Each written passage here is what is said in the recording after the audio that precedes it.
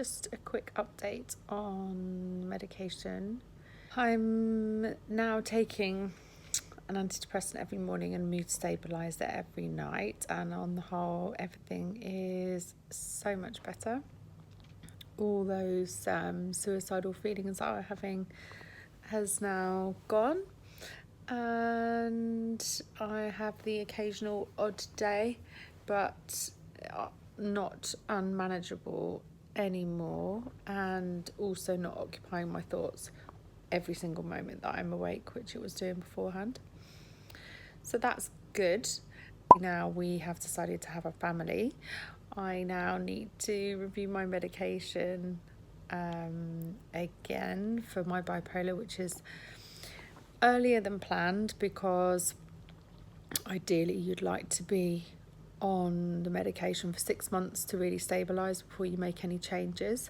However, my gynecologist has advised me that my hormone reserve level is very, very low, so she doesn't want us to waste any time. So we're going to get started. I've had my coil removed after 17 or 18 years of having the Mirena coil fitted, changed. So I've not had a proper periods for 17, 18 years. And so this is all really new to me.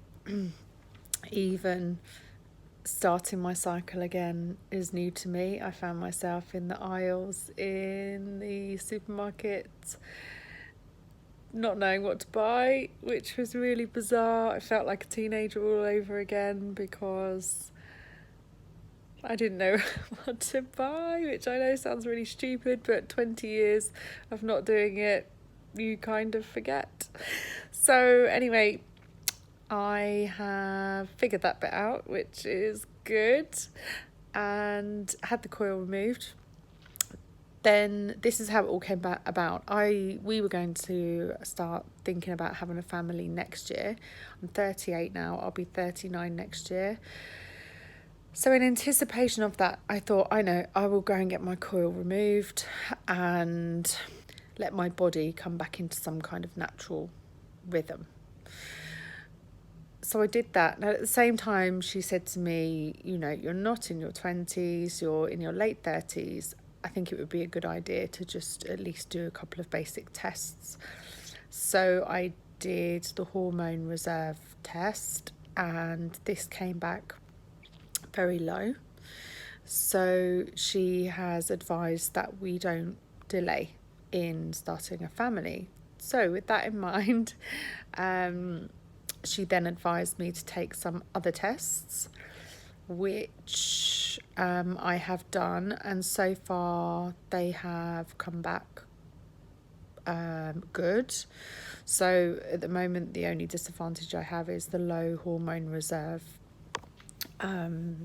result, and also a low number of follicles in each ovary. But she says that perhaps might improve when my cycle and everything kicks back in properly, because obviously with the Mirena coil a lot of your natural hormones are suppressed as well, so that could be a reason why, but we shall see.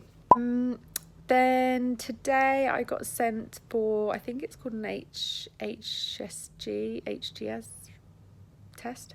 I had that done today, and it's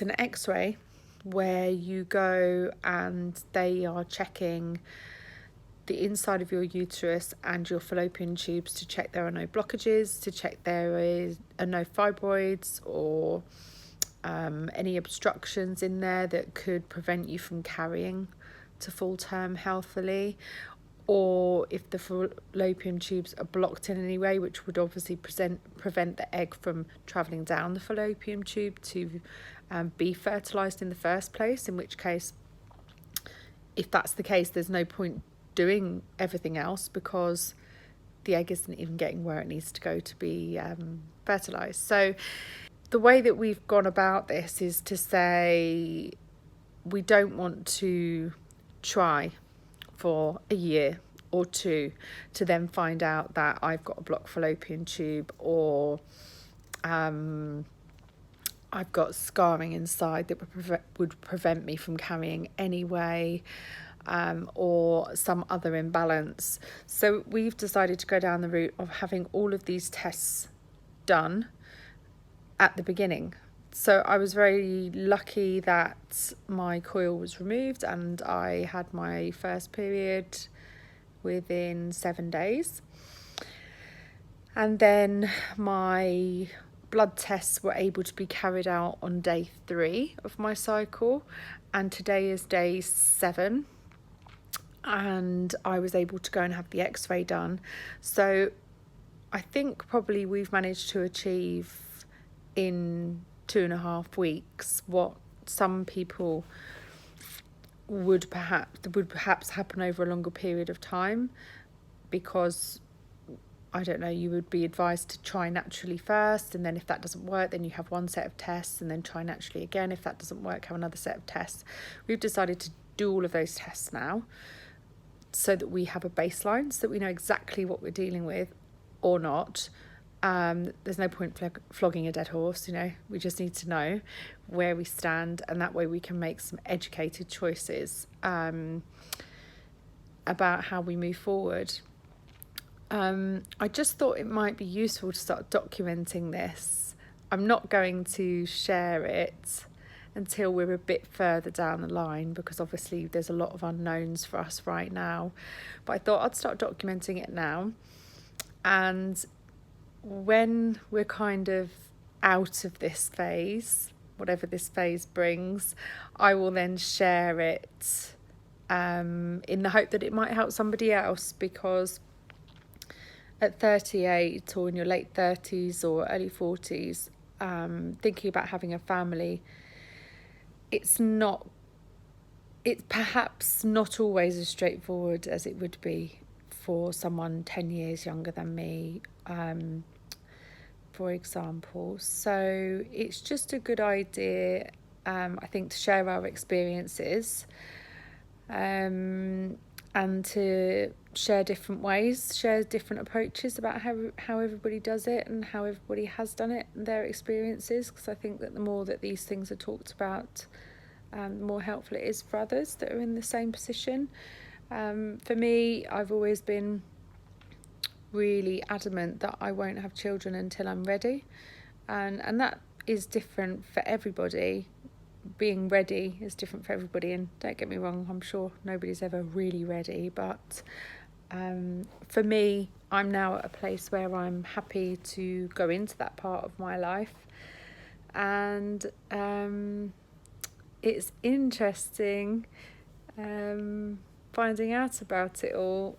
Gareth's also had some tests done as well, because there's no point just checking me, you need to check both of you, and for us, we just don't want to get 2 years down the line to find out that something was wrong with one of us and we've not done the right test. So keep documenting it, and then when we're a little bit further down the road, I will put this all together and probably upload it to YouTube or something, or Instagram TV, and start sharing the journey as we go, really just to see if it can help somebody else, because it is a little bit bewildering. We've chosen not to tell anybody because we don't want to have any pressure, which I also know the more pressure you're under, that causes stress and in itself can stop you from getting pregnant. So we've made the decision not to tell a soul apart from each other, obviously,